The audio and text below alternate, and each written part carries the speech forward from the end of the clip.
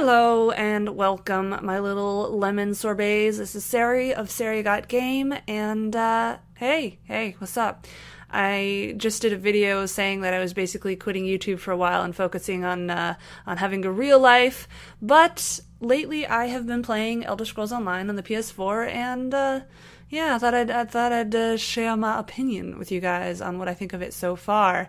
But yeah, I'm still pretty much sticking to the whole not devoting every waking hour to YouTube anymore thing that agreement that I made with myself. So this is just going to be a real simple review kind of thing. I'm just going to play some footage that I saved on the PS4 of ESO and talk over it. So yeah, that's hopefully that's still entertaining enough for you guys. And if not, well, go over to IGN.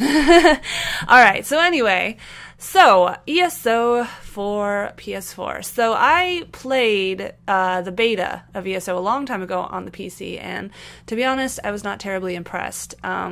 True story, I'm not super into MMOs in the first place, even though I've tried a lot of them. I've played World of Warcraft off and on pretty much since it's come out, and I've never really gotten super far in it. I never got to raiding or anything like that, partly because I just don't really like playing with other people. I'm kind of antisocial like that. I like to just solo it, and MMOs, of course, are supposed to be, their whole draw is supposed to be, you can fight with your friends or your enemy, or you can stalk the guy you like by following him from across one map of World of Warcraft to the other. I totally have never done that. What are you talking about? But anyway, yeah, I just like to solo. So, but on the other hand, I am a devoted Elder Scrolls fan. I think I've played all of them at this point. The earlier ones I played after the fact. I started with Morrowind, and then, put a lot of hours in Morrowind, put even more hours into Oblivion, and then I soared past the 300-hour mark on Skyrim. So, yeah, I've played a lot of ESO. So basically this is going to be the opinion of somebody who doesn't really care about MMOs, even though I've tried a bunch of them, but really, really likes single-player Elder Scrolls and, games like that, Dragon Age and Witcher and stuff like that. So, yeah, different opinion than someone who's a diehard WoW fan. So first thing about ESO that I have to mention, and I'm sure this is the big question on everybody's mind, is it a real Elder Scrolls game? And by real, is it the same feeling? Are the controls similar? And to that, it's a difficult question to answer, because there are some parts that are very similar to the feel of an Elder Scrolls game, and there are some parts that are very, very obviously just, a ripoff of World of Warcraft or whatever, with some flavorings of the Elder Scrolls mythos thrown on top to make it sound or feel like it actually is an Elder Scrolls. But here, I got a little bullet list of stuff to go over. This isn't exactly scripted. It's just basically stuff I wrote down as I was playing that I wanted to mention. So, aesthetics-wise, it's very similar to an Elder Scrolls game. It has a lot of the imagery of past games, especially Morrowind, like the giant mushrooms and the way the architecture looks. The way the races look, it's kind of interesting, because, one of the things about the Elder Scrolls series is that the way characters look has changed a lot. I mean, everyone says how derpy they look in Oblivion, and then they made massive improvements in Skyrim, but one thing I didn't really like is that the more bestial races, the Argonians and the Khajiit, it seems like with every iteration of an Elder Scrolls game, including this one, ESO, they take away a little bit more of what makes them bestial and make them more human-looking, with just, sort of a cosplay outfit thrown on top.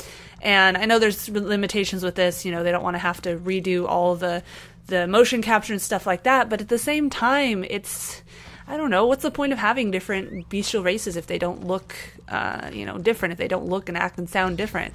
And as far as that relates to ESO, they go even further into just sort of looking human, with a couple of, I could totally see a human underneath the mask, and just with some of that plastic stuff thrown on top to make them look a little less human.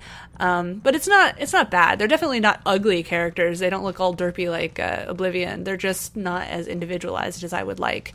But the voice acting is very good. It seems like there's a lot more voice actors than there were in past games, because, at least for me, one of the things that really took me out of the element of Skyrim was the fact that there were like 5 voice actors for every character in the game, and it's disconcerting to talk to some beggar and then talk to a king and they have the same voice actor, and it's just like, really? You couldn't have like hired a couple more?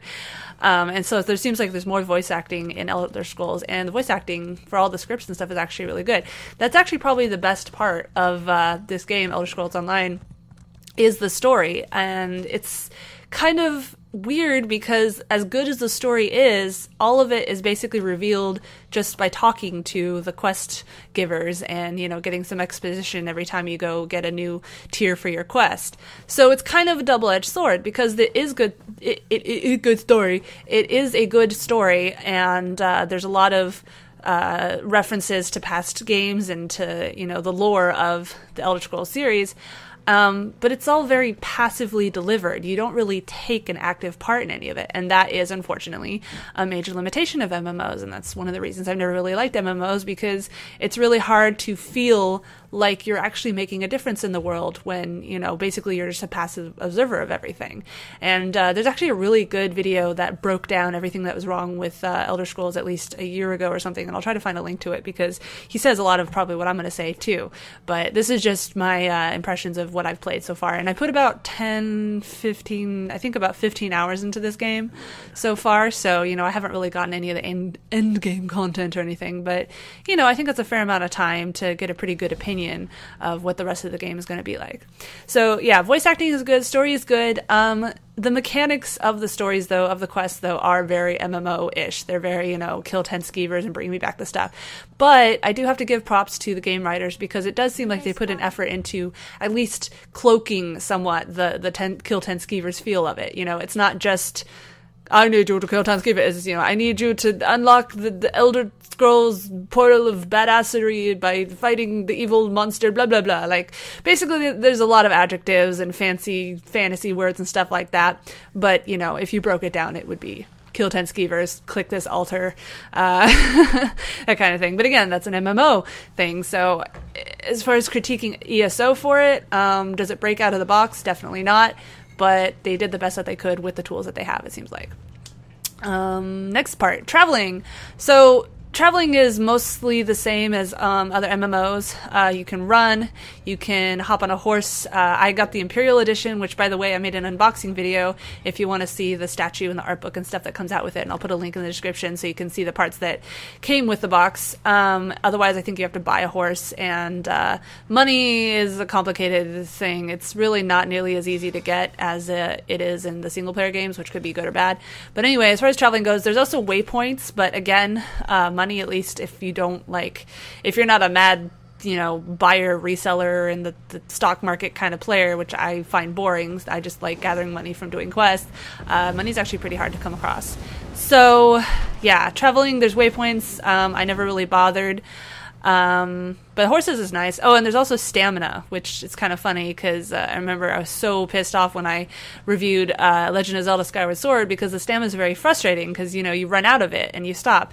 But at least in ESO, the base running speed is fast enough that stamina is a bit more of a boost than a requirement. And actually you can slowly but surely upgrade your stamina both on your character and on your horse, which is kind of nice. You can only do it once a day. Basically, you go to the stable person or whatever in the area, and you can increase speed, stamina, or capacity. And I haven't really figured out if the capacity is like only for horse bags, which I haven't found any, saddlebags, or your character. It doesn't seem to reflect your character. I don't know. It's a little weird.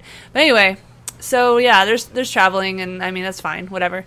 Stealthing is one thing that definitely, at least from the MMOs that I've played, ESO does more with than others. In most of the MMOs I played, the only thing you can do with stealth is sneak up to a guy and attack him from stealth. And as soon as you do any kind of interaction, you leave stealth. If you try to open a box or anything, you leave stealth. But in ESO, it's more like Skyrim, or it's more like the single-player ESO games, in that you don't get out of stealth if you check an object, and you have the little eye icon that tells you if you're currently detected or not. And there's basically 3 points. There's totally hidden, there's hidden, but there's a chance of being detected at any moment, and then there's detected. And it's useful because you know, you have to click on the object and then take the stuff out of the object, and you can be discovered in just that fraction of time, so you have to decide if it's worth it. As far as attacking from stealth, I mostly just played with a mage. I tried briefly to play with a ranger type character, and it was just very like auto-targeting, blah blah blah. Like, it just didn't really feel the same as stealthing in a single player game, Elder Scrolls game, so I just went back to the mage and played the mage. But if you are stealing and you get caught by one of the guards, then you have to deal with the bounty system. And the bounty system is kind of weird. A funny thing actually happened. The first character I made, I was kind of on a stealing spree because I was thinking like kind of Elder Scrolls single player mode where it's like, oh, I can save, and if I get totally screwed over, I can just go back to an old save. Wait, no, you can't. This is an MMO. And so I had stolen a lot of objects, and a guard came up to me and was like, oh, excuse me, you have to pay for that. And it also said that it would take all my stolen goods, and I'm thinking, no, I just spent all that time taking all this, you know, all these stolen pieces of rice and blah blah blah. And so I was like, nope, and ran, and then I accidentally attacked the guard. So I had a pretty high bounty, and I got out of the city, and I started doing quests outside of the city, which was difficult because, you know, I had just made this character, and you're actually supposed to, you know, kind of start in the city with the lower level quests. And so it was really difficult, but I kept ending up with too much stuff, and so I looked up, like, what do I do with all this stuff? And he said, oh, well, you have to drop it off at the bank, and the only bank was in the starter city, and also a lot of my items were stolen goods, and I'll get into the inventory in a little bit. That's really the biggest problem with ESO is just how bad the inventory is. But in regards to the bounty system, that's really the biggest thing, is if you go back, if you get caught and you turn over all your stolen goods, that is the part that really hurts, because the bounty itself is usually not that high. But anyway, so I caused all this ruckus with my first character, and I ran out, and I was like, oh, I can never play this character ever again, my bounty's so high, oh my gosh. So that's when I made the thief character and tried him out a little bit and didn't like him. And then I went back to the mage, and I was like, I'm just gonna try to make it work. I'll just, you know, stay outside of the city for as long as it takes. And to my surprise, after, I think it had only been like a day and a half in real life, my bounty was totally gone. Apparently the bounty deteriorates while you're not even playing.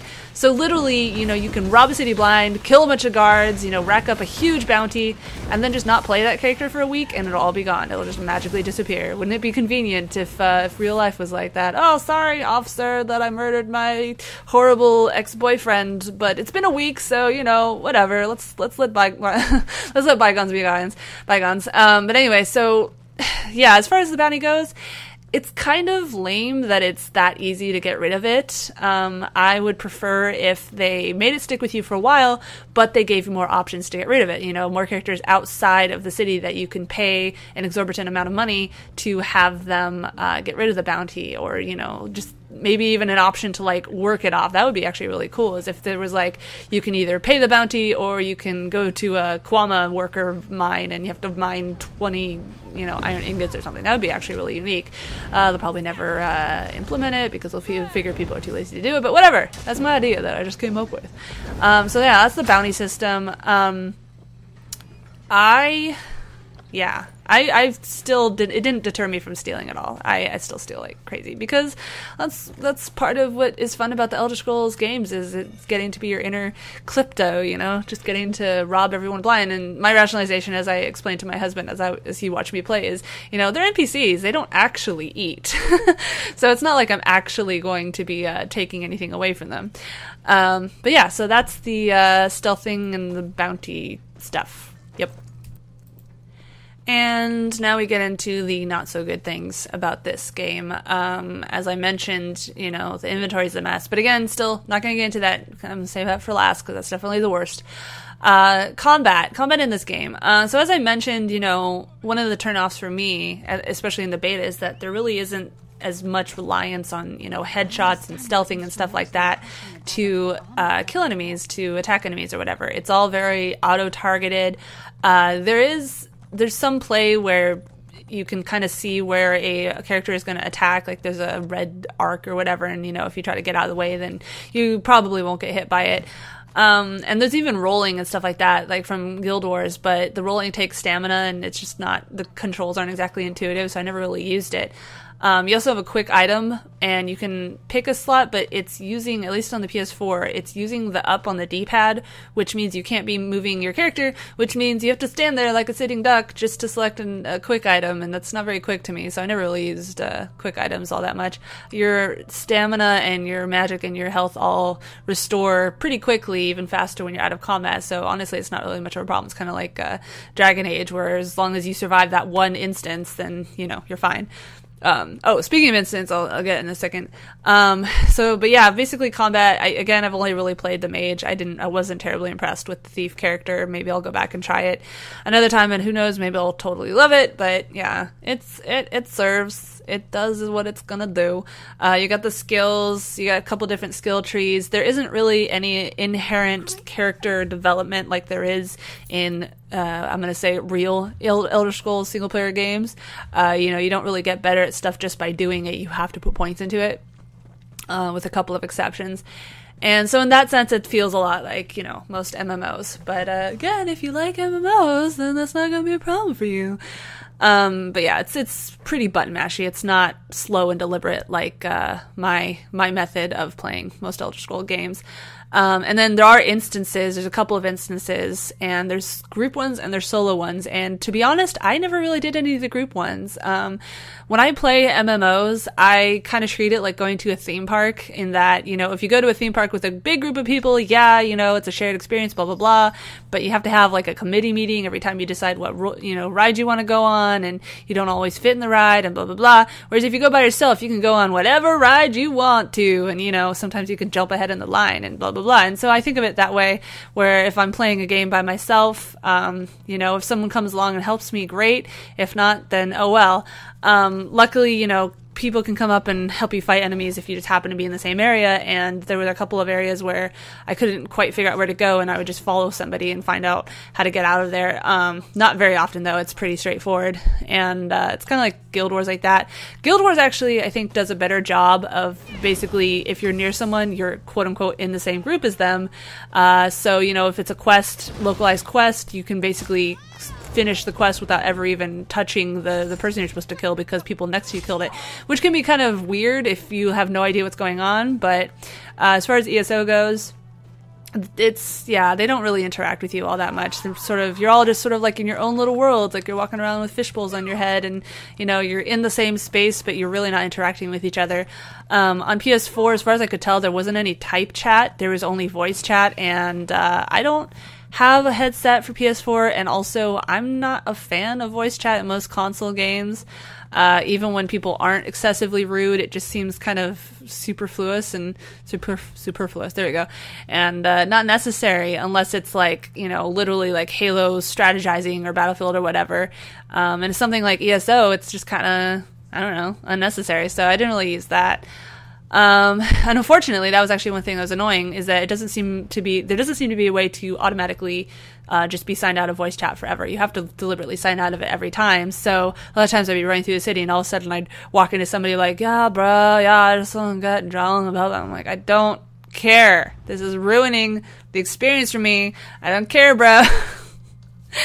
So picky, yeah. There's also fishing. This barely even deserves a mention, because fishing is so undeveloped. Basically, there's different areas, and you can get different kinds of fish from the different areas, and basically I looked up, and apparently different types of bait will give you higher chances of succeeding in different places of water. But fishing is pretty much pointless, because you don't have a skill level at it. You can't like get better fish the more you fish, and all the fish break down to the same basic part for cooking. So it's not like, you catch a giant rare fish, you get a better part. It's literally the same kind of provision, and that's just makes it pointless. Plus, just sitting there fishing in an MMO is kind of the epitome of like, what are you doing with your life? You're literally just sitting there staring at a screen waiting for a pretend fish to pull at your pretend line. Like, how is that fun? Go actually fish, or read a book or whatever. But anyway, so then we come to the worst part of ESO, and this is a big, long, multifaceted thing, but basically the inventory is shit. The entire menu structure of ESO on PS4 is just really weird. Like, they apparently wanted to keep the whole right side, actually like 2/3 right side of your screen free, so everything is on the left side, which means it's very cluttered, it's very hard to get around. You can skip sections using R2 and L2, but still it's very difficult. And the inventory space is the biggest thing. So a core part of the Elder Scrolls experience, in my and a lot of people's opinions, is, as I said, you know, being able to be your inner klepto. It's picking up all kinds of loot and, you know, figuring out what the different purposes for it is. You know, I can turn this into a potion, I can break this down and take the enchantment, so on and so forth. And so when you have a severely limited inventory space, it impacts the experience in a bad way.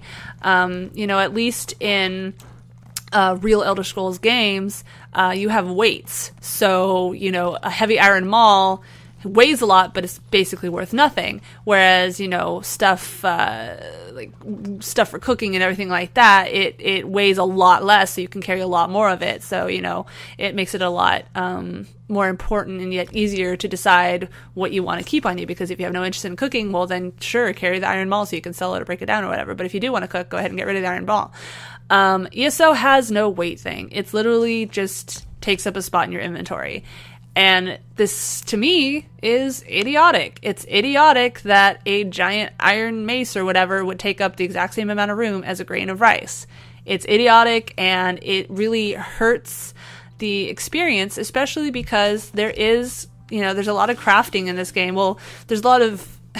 like, how do I even word it? Because I want to say there's a lot of opportunity to craft, and that's not really correct. Because so there's different kinds of crafting. I don't know all of them off the top of my head. There's provisioning, which is cooking. There's alchemy, which, you know, is potion making. There's wood carving or whatever, which is for making bows and staffs. And then there's blacksmithing, which is, you know, metal stuff.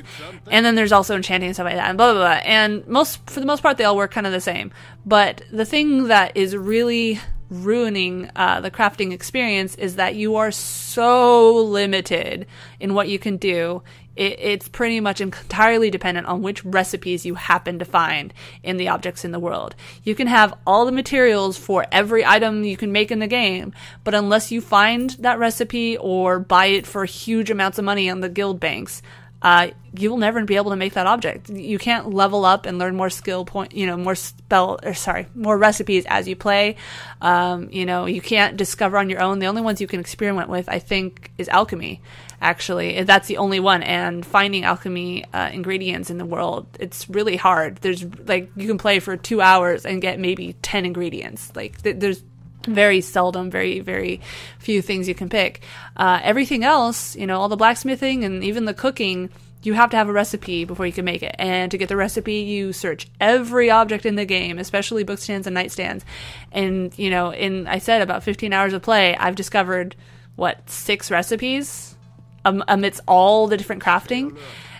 And it's just kind of stupid. It's bullshit. It feels almost feels like pay-to-play kind of cell phone game where it's like you could find the object or you could buy it for this huge amount of money. And there actually there's the crown thing or whatever where you can buy stuff in-game, and I did not touch that because, you know what, I already paid $100 for the game and for the Imperial Edition. I am not going to spend in-game money on stuff that should be included in the first place. But yeah, so, you know, crafting, it requires all these recipes, you have all this stuff, and your inventory is extremely limited. You can improve, you know, you can increase your size by spending money somehow. It gives you more space. And you can also improve your space in the bank. But even the bank, you know, I think I upgraded my bank once for 2,000 gold. I can't even fit just crafting items alone. Like, if I keep all the objects that I intend to rip the enchantments from, or stuff that I'm wearing, or stuff that I'm actually going to use, like the consumable food and stuff, just putting the items for crafting in the bank, I can fit maybe half. And that's, again, that's really stupid. You're punishing people for wanting to craft. You're like putting these, you know, you don't have to pick a crafting. You could do all of them, but you can only fit the space for the ingredients for 1 or 2 of them. And it's just, it feels kind of like a slap in the face. Like, I don't know, it just pisses me off because I do like to collect all the objects that I can, and, you know, I'd like to be able to store them in the bank. Other MMOs have done this really well.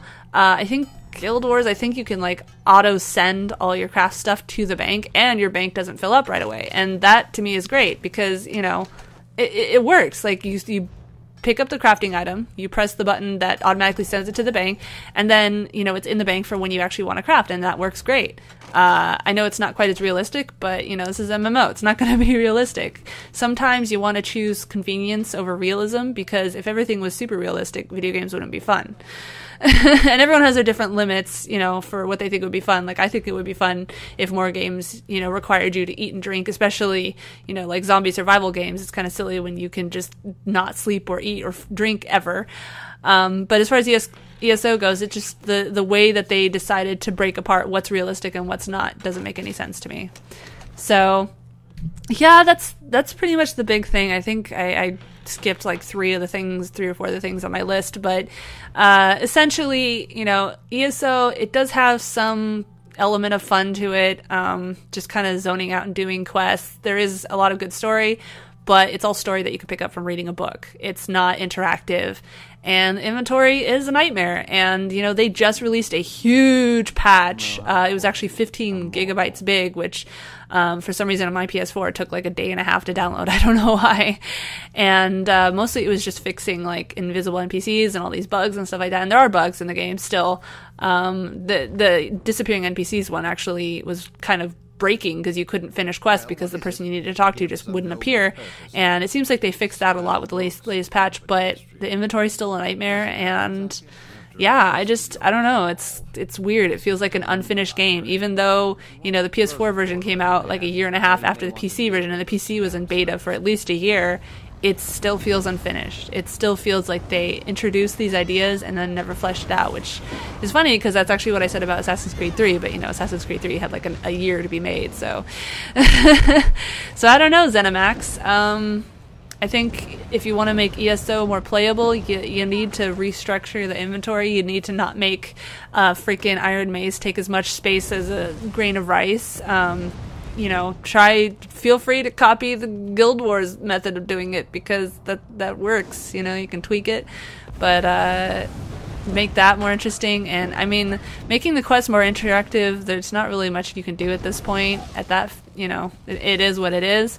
So yeah, I'd say fixing the inventory and maybe adding just more interactive qualities, at least with the other players. You know, I actually really appreciate when games have in-game, like, thanks, come here, ta-da-da, like, kind of things. I remember I was playing, I can't remember if it was Resident Evil 6 or 5, I think it was 5. I was playing online with somebody, and neither of us had voice chat, but we had those commands, and we actually managed to beat almost the entire game together just using the come over here, thanks, wait, kind of, you know, in-game thing. So adding that to the game would be nice, and also making the quick items actually quick to access, that would be nice. But yeah, that's pretty much the main point of it. It's a pretty game, good voice acting, no interactivity, shitty menu, generic MMO experience, but not as bad as I thought it would be. So there's that faint praise for you. And if you want to play with me, I don't know how much longer I'm gonna be playing this game. I'm already kind of bored of it. I still need to finish off Shadow Mortar, and then everybody's telling me you have to play Witcher 3, so I'm gonna try to get Witcher 3. Although, you know, I'm gonna be super busy next month because San Diego Comic-Con and VidCon. But yeah, my PSN is CeridwenHeckroth. I'll put it in the description. And I do, you know, I hop on Destiny and stuff like that too sometimes, so, but I'm pretty much a loner, so, you know, don't be offended if you, like, send me a message saying, hey, let's group up, and I don't reply, because I'm probably just playing for, like, 10 minutes and I don't feel like grouping, but yeah, you can send me a request if you want. I swear it's nothing personal. Yeah, that's about it. So thanks for watching, or I should say listening, and if you found this review useful, go ahead and like it, subscribe, blah blah blah. If you're brand new to my channel, regretfully I have to inform you that I'm actually toning it back a lot. I've been making YouTube videos since YouTube started, and there's been sections of my life where I've spent pretty much every waking moment working on videos, making them, editing them, putting them online. And I'm just tired of it. I put a video up recently talking about it, so if you want to know why, you can go watch that. But I have lots and lots of videos on here that I've already put up, lots of Let's Plays and reviews and opinion pieces and stuff like that. So if you want, you can go watch those. You know, just because a video's old doesn't mean that it can't still be relevant. And I'm gonna stop talking now. Thanks for watching. Bye. Another vagrant disgracing my... Were you successful? Do you have... Well done! You're already proving your worth to the guild. Sorry, did you say strange? What happened?